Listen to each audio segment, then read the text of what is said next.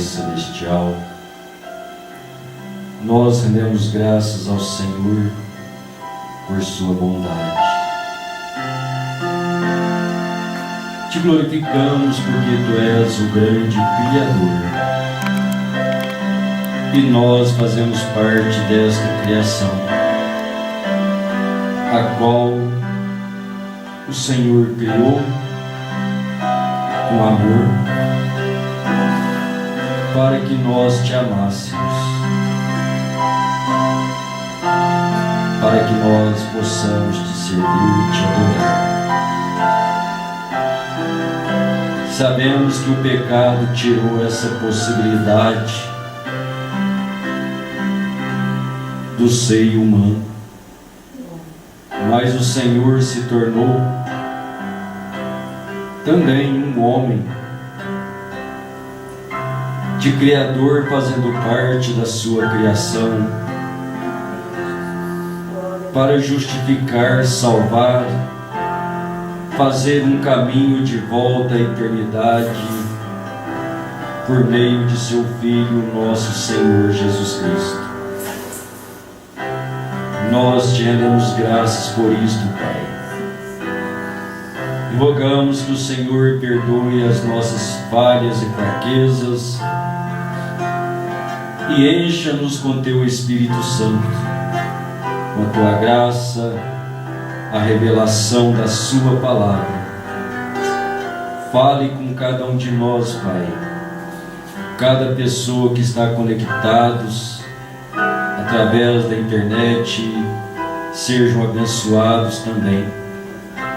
Abençoe a irmã Angélica, está rogando a sua bênção, há uma necessidade, que a mão do Senhor alcance neste momento, Pai, e conceda a petição do coração dela. Se há alguma dor, algum mal, seja repreendido. Que o gozo, a alegria do Senhor se faça presente em cada coração nesta noite. Nós te pedimos isto em nome de nosso Senhor Jesus Cristo.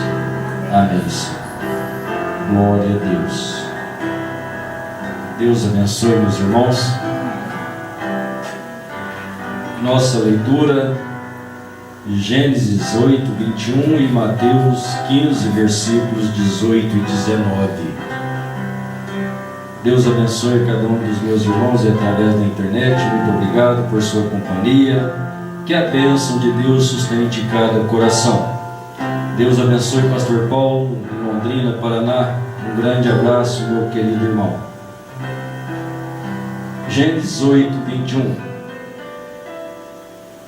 E o Senhor sentiu o cheiro, o suave cheiro. E o Senhor disse em seu coração: não tornarei mais a amaldiçoar a terra por causa do homem, porque a imaginação do coração do homem é má, desde a sua meninice. Nem tornarei mais a ferir todo o vivente, como fiz. Mateus 15, 18 e 19. Mas o que sai da boca procede do coração. E isso contamina o homem. Porque do coração procedem os maus pensamentos, mortes, adultérios, prostituição, furtos, falsos testemunhos e blasfêmias. Amém? Deus abençoe. Pode se assentar. Louvado seja Deus. Desejo deixar como título duas fases diferentes, porém o mesmo cristianismo. Ou poderia ser, né, o mesmo cristianismo com duas fases diferentes, disse o profeta. Então vamos, dentro do que o profeta disse para nós, pensar um pouquinho que Deus, em sua infinita graça, misericórdia, paciência que Ele tem com seus filhos, que Deus nos ajude a nós termos a procedência, proceder corretamente, segundo a palavra, segundo o que Deus traz para nós. Eu creio que os filhos de Deus é para ser as pessoas mais coerentes em tudo o que se faz, em todas as ações, ser cuidadosos em tudo, porque se tem um povo consciente, são os filhos. O irmão Branda disse que o tempo que nós vivemos é um tempo de total loucura. Não só o profeta disse isso, mas a própria Bíblia nos declara isso. Apocalipse, né? Quando fala sobre a era de Laodiceia. Laodiceia é o tempo final, é a última era da igreja, é a era mais louca que existe dentro da Bíblia. Como disse o profeta, é a era mais ridícula, porque é a única era que encontra-se Jesus sendo expulso da igreja. Agora, o que faz isso? Por que isso acontece? O porquê desta loucura, desta era, onde o povo é cego, é nu, é miserável, é desgraçado. Desgraçado não tem a graça, né? Infeliz e não sabe. Então é tamanho o grau de loucura da hora que nós vivemos. Mas o povo de Deus, os filhos, Deus traz de volta ao estado original. Deus limpa todo o estado de loucura de todo que crê. Mas quando se crê e toma Deus em sua palavra, aí parece que o estado de loucura é os filhos de Deus, são os filhos. Mas isso na concepção mental das pessoas. Então, pensando nesta vida de cristianismo, o irmão Brana disse que são duas fases diferentes dentro de um mesmo cristianismo. Então vamos pensar nisso um pouquinho, que nós venhamos ser ajudados, conscientizados cada vez mais por Deus e tomando a nossa posição de filhos verdadeiros. Então, na mensagem véu adentro, no parágrafo 79, o irmão Brana disse: agora, falando isto, há dois tipos diferentes de cristãos. Parece estranho, porém, não tirei dois tipos diferentes, eu diria duas fases diferentes, seria uma palavra melhor para usar. Não dois tipos, duas fases, o mesmo cristianismo, porém com duas fases diferentes. Uma delas é uma concepção mental ou intelectual do que Deus tem dito em sua palavra e de Jesus Cristo, mediante o conhecimento. E a outra é uma experiência experimentada que Deus tem dado ao coração do homem. Amém? Deu para separar as duas, os dois tipos, né, as duas fases. Por que o irmão Brana disse duas fases? Porque isso está em uma pessoa. Não é simplesmente nós olharmos lá para as denominações. Não, o nosso interesse é olhar para nós mesmos. Então, cada filho de Deus tem que tomar a palavra de Deus e doutrinar a si mesmo dentro da palavra, para que possamos sempre encontrar e saber qual é a boa vontade de Deus, como disse Paulo, né? E assim sermos irrepreensíveis. Então, é uma oportunidade que Deus oferece a cada pessoa que pode amá-lo e crer em sua palavra, e assim tomar Deus Então vamos pensar nestas duas fases, examinar profundamente o nosso coração, para vermos se realmente nós estamos experimentando, vivendo uma experiência com Deus, ou nós estamos vivendo um cristianismo mental, intelectual. E parece muito forte, né?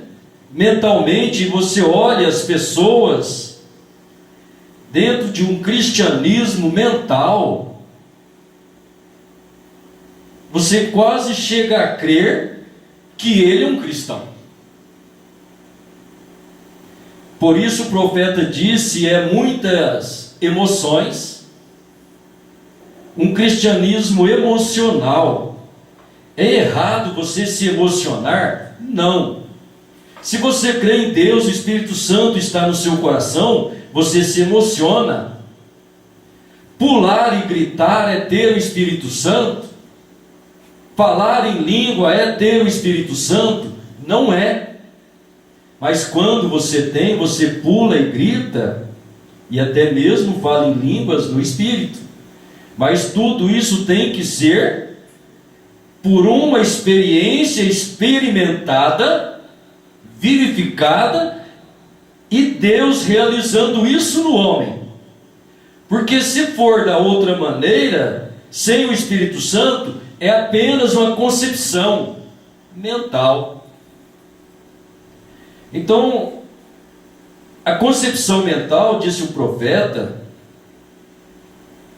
a pessoa vem na igreja, ela ora, ela dizima, glorifica a Deus, e é só isso. Muitas vezes a concepção mental, a pessoa decora a Bíblia inteira, outros decoram boa parte. É ruim? Não, é ótimo. Mas não é isso que precisa. Então o que precisa é ter esta verdadeira experiência. Parágrafo 80, véu adentro, o profeta diz assim: a intelectual é faminta. O que? A fase intelectual é faminta. Se deleita em Deus. Mas seu deleite não se arraiga. A outra parece ter vitórias contínuas. Nada lhe incomoda. Estão sólidos e tão ancorados quanto possível. Nem as provas, nem as tormentas lhe alteram. Antes, eles parecem ter ao seu redor que a gente é cristã e trata de viver para Deus. Admira a esse tipo de cristão. E eu tenho me perguntado, Senhor, que é o que a gente tem que os outros tratam de obter, e parece que falham em conseguir? Eu sei que essa é a grande pergunta de todos os corações, daqueles que servem a Cristo.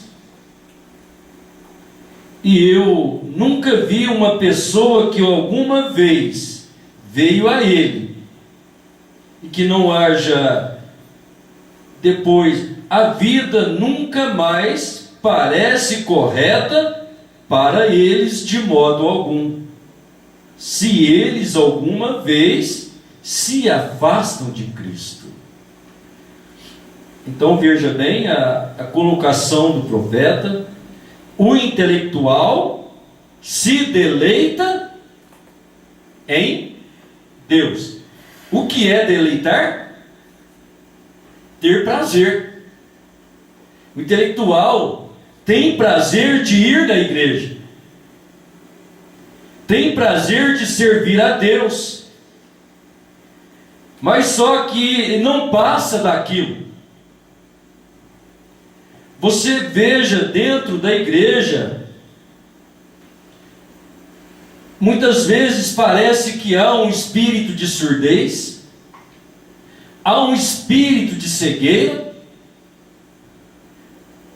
porque você vê, um toma a palavra de Deus e aquilo se arraiga em seu coração, de tal maneira que nada lhe incomoda, nada tira sua concentração, nada lhe tira do culto, glorifica a Deus, é arraigado. Se tem problema, está sólido, está ancorado. Se não tem, está sólido, está ancorado. Então, esse crente que tem essa experiência, que Deus vive no seu coração, ele escuta a palavra de Deus, ele está preocupado em viver esta palavra de Deus. Ele não aguenta ficar fora de Cristo, porque no mundo nada para ele é correto mais. E podemos lembrar do que disse o apóstolo Paulo, né? Não conformeis com este mundo. Então é isso que Deus trata com seus filhos. Ainda se a nossa mente intelectual, a fé mental, que deixa nós termos prazer em vir à igreja, de orar, ela é intelectual, porque Deus adverte, nos corrige através de sua palavra, nos convida a deixar o mundo e as coisas do mundo. Basta sairmos da igreja, já estamos desejosos talvez de ir para um shopping, praça. Está num culto abençoado, tem que chegar em casa, tem que assistir um programa de televisão, nem parece que está alimentado, solidificado com a palavra de Deus. Então tem que buscar o mundo para saciar. E muitas vezes queremos que Deus nos abençoe, que Deus nos faça prósperos, e ainda que pensamos em prosperidade naturais, Deus quer nos ver prósperos em sua presença. Eu creio que isso é o que o nosso coração mais deveria estar preocupado. Então, se você está preocupado, você está vivendo aquela fase de cristianismo no coração, não a fase intelectual, só de mente. Por que que pedimos e não recebemos? Porque pedimos mal. O que é que pedimos mal? Porque não entendo. É porque nós pedimos coisas que não é do agrado de Deus. Quando você pede o que é do agrado de Deus, então Deus te concede, não é?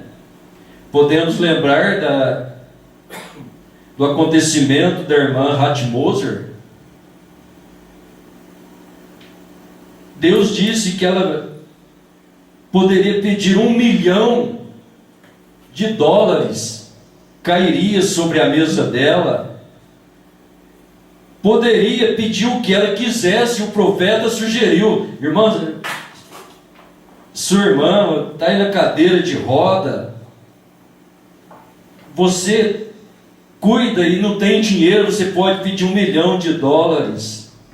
Mas o coração dela estava voltado para Deus, em algo mais, naquilo que Deus interessa. E o que Deus interessa? Deus tem interesse pela vida humana, a vida que Ele criou. Ele se interessou tanto que Ele desceu de sua glória e se tornou um de nós, para nos resgatar e voltar o nosso coração a ter essa fome dele, saciar com a sua palavra, saciar com louvor, com a glorificação. Então isso traz uma experiência profunda que você vai experimentando a cada dia Deus em seu coração. Então não é ter uma fé mental, uma fase mental de cristianismo, ou seja, viver uma vida cristã e sempre é memória, e não é a verdadeira fé. Então nós podemos encontrar na Bíblia, olhando o que o Senhor Jesus disse. Vamos ler Marcos capítulo 7, versículo 5, que nos diz assim: depois perguntaram-lhe os fariseus e os escribas: por que não andam os teus discípulos conforme a tradição dos antigos, mas comem o pão com as mãos por lavar? E ele respondendo disse-lhes: bem profetizou Isaías acerca de vós, hipócritas, como está escrito: este povo honra-me com os lábios, mas o seu coração está longe de mim. Em vão, porém, me honram, ensinando doutrinas que são mandamento de homens.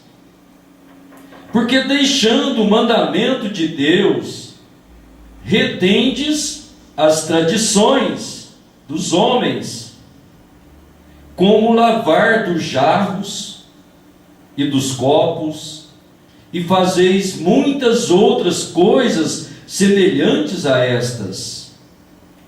E dizia-lhes: bem, invalidais o mandamento de Deus, para guardardes a vossa tradição. Então você olha bem dentro desse quadro, desses acontecimentos dos fariseus e escribas, perguntando se aqueles homens, os discípulos, não iam lavar as mãos para comer o pão, conforme a tradição dos antigos. Então o Senhor Jesus começa a expor: vocês, Isaías profetizou de vocês, vocês são hipócritas, como está escrito: vocês me honram apenas com lábios, o coração está longe de mim, ensinando doutrinas que são mandamentos de homens. Agora, que doutrinas são estas? São a fase intelectual, pensando em que estavam servindo a Deus, mas eles tinham criado seus preceitos doutrinários e abandonado a lei de Deus, que era a palavra dita pelos profetas Moisés e os demais profetas. Então eles invalidaram, e nós encontramos então que depois Paulo ensinou que a lei está enferma. Porque eles deixaram o cumprimento da lei de Deus, de ter aquela experiência em uma fase que Deus estava no coração deles, habitando, lhe dando tudo que era necessário, mas Deus sempre é trocado de uma experiência verdadeira a uma fase intelectual, mental. E esse trabalho mental, ele é um trabalho de Satanás, porque ele que faz assim. Então hoje, se nós olharmos dentro da graça do Novo Testamento, não usurpando de poder, nem querer ser sábio, mas participando da graça de Deus, nós podemos falar que hoje é uma graça enferma, onde as pessoas têm as suas concepções ou concepções mentais, a sua fase mental acerca da palavra de Deus, quando Deus trata com o coração do homem, não com a mente, e revela a sua palavra a cada filho e a cada filha, a cada eleito. Ele disse que é assim que ele revelaria a quem ele quer. Ele prometeu que na voz do sétimo anjo ele revelaria o mistério. Então Deus não faz nada sem que primeiro revele o seu segredo aos seus servos, os profetas. E então entra a concepção mental, aquela fase mental de cristianismo trinitário. Você conversa com as pessoas, elas professam cristianismo, professam ser piedosas como Deus, e você põe diante da palavra do Senhor, você vê que é uma fase mental. Não arraiga. Você mostra o evangelho verdadeiro, ele não tem condições de descer daquela religião enferma, enfermando a graça, invalidando o poder de Deus. Podem, por sua concepção mental, crer em expulsar demônios pelo poder do nome do Senhor Jesus. Pela concepção mental, eles glorificam a Deus, dão os dízimos e vão à igreja. Mas a palavra de Deus não pode cair no coração deles e criar raiz. Eu estou dizendo isso do denominacional, mas então nós precisamos voltar para nós. Porque os ensinadores ensinaram os homens a perder aquilo. É os pregadores que ensinam as suas congregações a descrer na palavra, pregando o evangelho intelectual, mental, em sua fase mental, porque nunca chegarão a uma verdadeira conversão. Quando chegar a verdadeira conversão, então terão o evangelho verdadeiro, poderão crer no plano salvífico de Deus, conforme Deus tem escrito dentro de sua palavra. E este plano salvífico para as eras da igreja, que faz parte de 7 eras, onde vemos um povo moribundo espiritual, ou seja, um povo espiritualmente morrendo, mortos, por viver um evangelho de concepção mental. Então, à medida em que nós conhecemos o Evangelho, eu sei e eu entendo que nós nascemos em pecado. A graça de Deus nos alcançou. Você crê que a graça tem alcançado o seu coração? Então, quando Deus nos alcançou, Ele começa a nos tirar do pecado. Ele vai trazendo a sua palavra. À medida que nós tomamos a sua palavra, nós somos justificados, somos santificados. Você toma a palavra e Deus olhou para você e disse: este é meu filho. Então agora Deus começa o processo de santificação, no qual Ele pagou o preço do pecado, que é a morte, em Cristo Jesus, se tornando a palavra encarnada para restabelecer, restaurar e nos voltar aos princípios espirituais de Deus. E quando vemos homens honrando a Deus de lábios, o seu coração longe de Deus, tirando isso, enganando as pessoas em um supérfluo cristianismo, onde eles deveriam levar as pessoas a ter uma verdadeira conversão.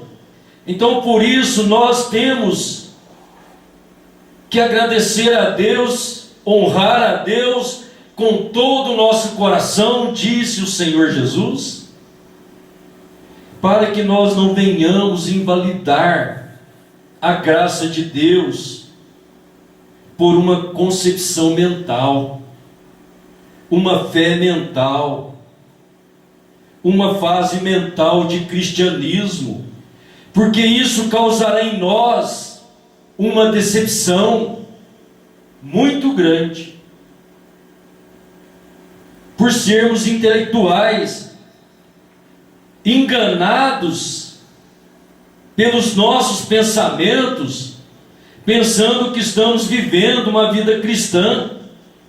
Então os judeus começaram a criar doutrinas e preceitos, invalidando a lei de Deus. Ela ficou enferma, ficou doente, sem ninguém, para que Deus pudesse vivificar aquelas palavras em seus corações. Então, se nós tomamos o Evangelho segundo a fase mental, nós começamos a invalidar também esta graça de Deus, de quando Deus nos chama do pecado, está nos santificando, nos levando ao nosso verdadeiro estado espiritual. E nós não deixamos essas tradições. Que tradições? Aquilo que nós aprendemos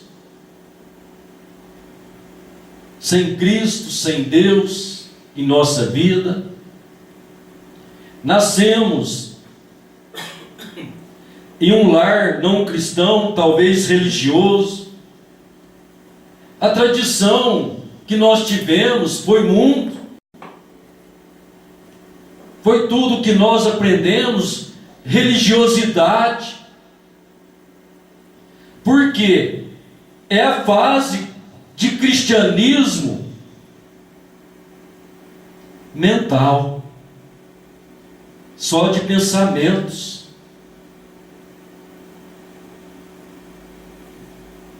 Do raciocínio humano. Então, Deus está trabalhando com cada filho que deixa ser lapidado por esta palavra, e assim obtermos uma experiência com Deus. Paulo disse em Romanos 12: rogo-vos, pois, irmãos, versículo 1 e 2, pela compaixão de Deus, que apresenteis os vossos corpos em sacrifício vivo, santo, agradável a Deus, que é o vosso culto racional. E não sede conformados com este mundo, mas sede transformados pela renovação do vosso entendimento, para que experimenteis qual seja a boa, agradável e perfeita vontade de Deus. O que é culto racional? Racional é o ser que pensa. Então todos nós somos racionais, né? Nós pensamos. E esse ser racional que age segundo a razão. Então Paulo está chamando a nossa atenção para que nós sejamos um sacrifício vivo. Você está vivo, santo e agradável a Deus, que é o vosso culto racional. Ou seja, que a razão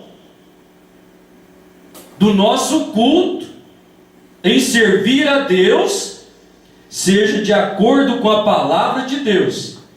A palavra seja a razão.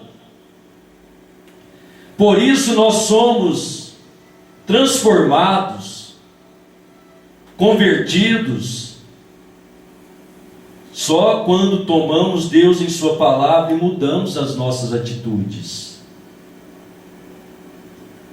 Você ouve a palavra de Deus. A mulher, ela crê em Deus, ela ouve que Deus não ama, não aceita e não gosta que a mulher tenha o cabelo cortado. Quando ela ouve isto, ela para de cortar o seu cabelo. Então ela tomou a palavra de Deus, então começou uma conversão. Então isso é uma experiência de coração. Mas pode ter a fé intelectual que pode dizer: não, cabelo não tem nada a ver com salvação, Deus só quer o coração. Aí já é a fase mental, né? Deus disse que é abominável uma mulher usar calça de homem.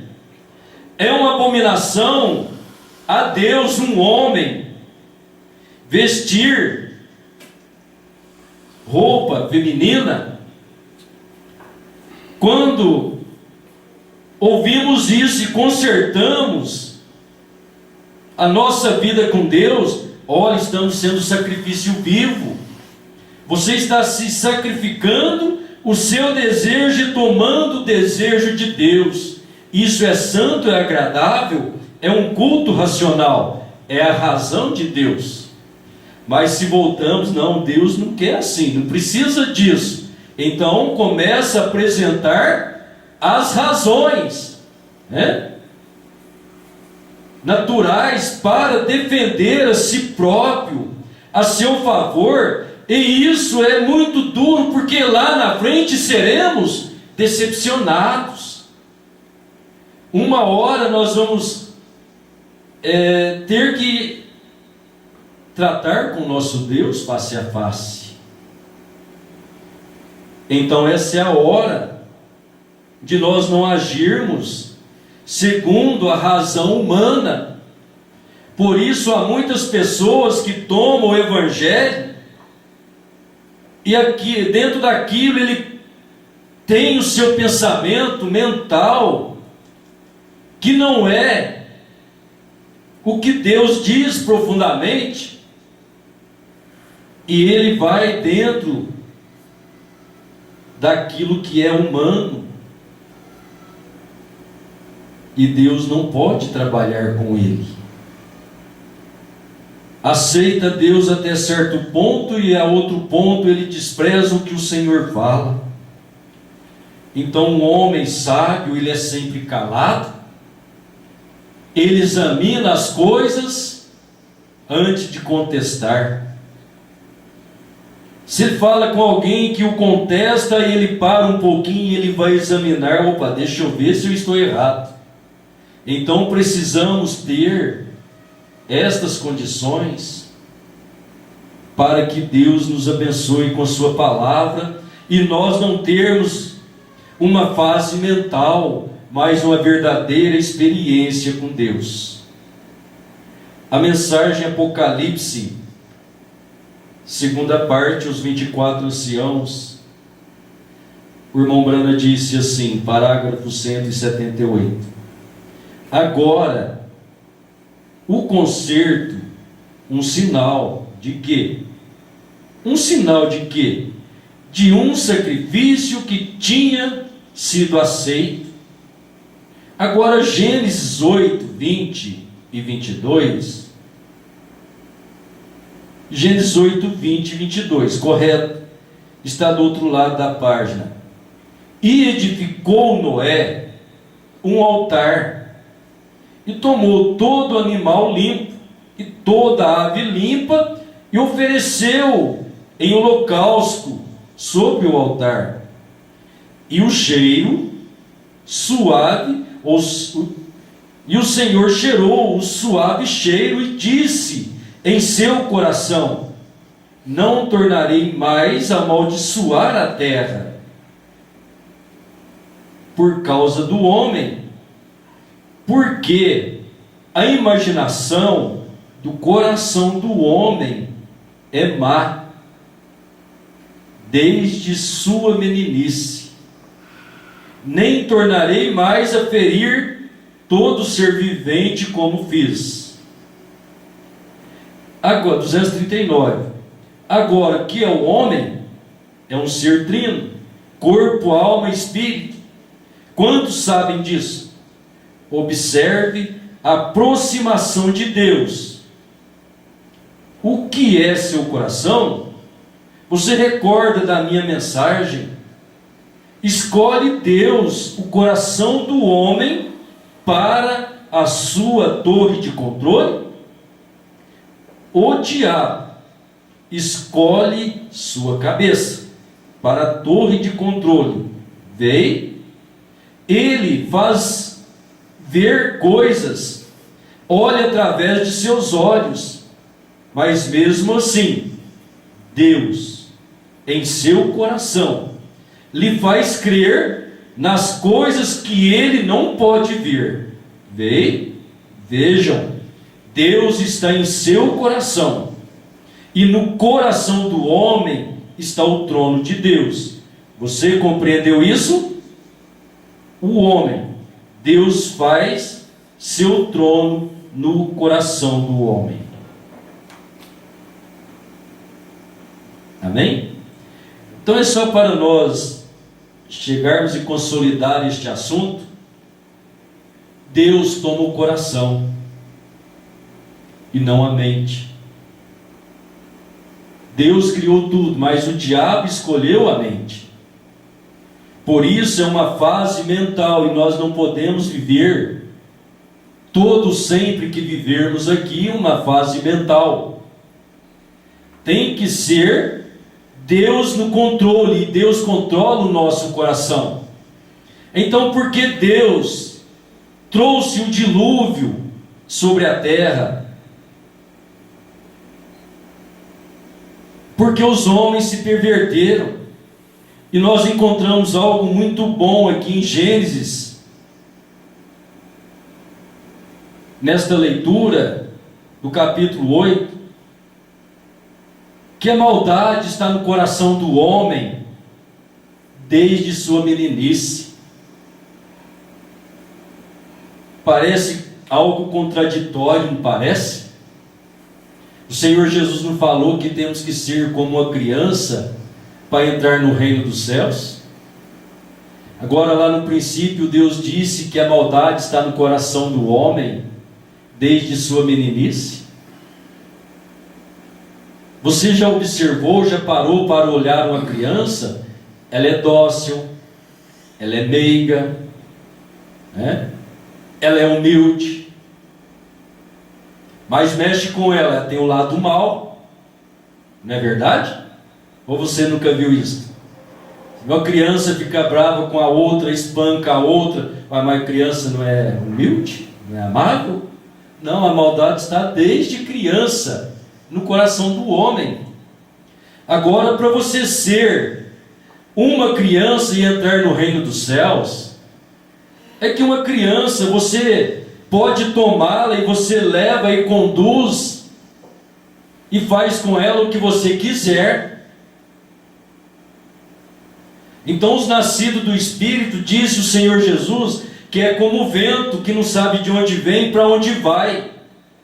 Vai onde Deus leva. Então, os filhos de Deus, que é como criança, Deus fala, Ele te ordena e Ele controla você. É assim que devemos ser uma criança, controlados por Deus. Deus repreende, você aquieta. Deus fala, você obedece. Mas se você não educar a criança, ela não será assim. Então nós temos da parte de Deus para nos controlar. Ele traz a sua palavra e começa a nos educar em seu evangelho. E quando nós aceitamos e tomamos isso e deixamos Deus controlar o nosso coração, então aí passa a ser a verdadeira fase verdadeira de cristianismo, ou seja, de vida para com o nosso Deus. Não é verdade? Então a palavra de Deus chega e trabalha, e Deus muda o seu pensamento, o seu coração, porque você toma Deus em sua palavra. Então que Deus possa nesta noite controlar o nosso coração. Não venhamos ter ainda, sendo duros de coração, resistindo a Deus. Em Atos dos Apóstolos disse que aqueles que foram convertidos, eles ouviam a palavra de bom grado. Ouvir a palavra com gosto, com prazer, com alegria, e ter uma verdadeira experiência com Deus. Não simplesmente ouvir e ter uma experiência mental, mas que Deus possa descer e controlar todo o nosso ser. É isso que nós precisamos. Então nós sabemos que a verdadeira realidade, disse o Senhor Jesus: sem mim nada podeis fazer. Fazer as coisas com a nossa razão, nós nunca colocamos Deus no assunto. Ah, mas tudo que você conversa, você põe Deus? É claro, Deus está em tudo. Mas não vem com Deus. Então, Deus não faz parte de sua vida. Então, em tudo nós precisamos. Quando o Espírito Santo vier, Ele vos guiará em todas as coisas. Que Deus conceda a nós esta verdadeira experiência, e que Ele esteja no controle de nosso coração, no coração de cada pessoa que pode aceitar e crer e tomar Deus. Não ter a sua razão, mas eu já sou um cristão e eu vou na igreja tal e tal e tal. E você não conhece o Evangelho de Deus ainda para tratar com seu coração. Pertencer a uma igreja não é cristianismo. Vir à igreja não é cristianismo. Cristianismo é nascer de novo. Nascer de novo é a vida de Deus, o Espírito Santo vivendo em nossos corações. Que Deus te abençoe, em nome do Senhor Jesus. Querido Pai Celestial, nós te rendemos graças, porque o Senhor é bom, a sua misericórdia dura para sempre,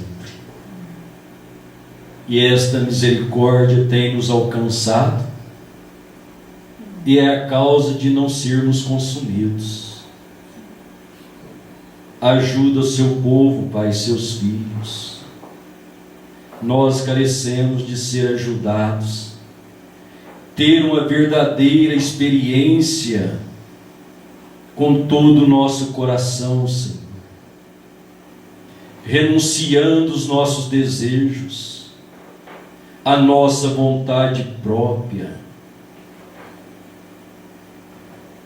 para que assim o Senhor manifeste em nós a sua verdadeira vontade, vivificando a sua palavra, fazendo-nos viver pelo teu Espírito. Abençoa o teu povo, Pai, cada um aqui presente e todos que estão conectados através da internet. Que o Senhor ajude a cada um de nós. Carecemos do Senhor e da sua ajuda. Fique conosco em nosso coração, Pai. Guia nossos passos até entrarmos à eternidade, pois é a única maneira de chegarmos até lá. É o Senhor nos dirigindo. Muito obrigado, Pai, em nome de nosso Senhor Jesus Cristo. Amém, Senhor. Glória a Deus. Deus abençoe, meus irmãos. Muito obrigado. Vamos em paz. Até amanhã, se Deus quiser.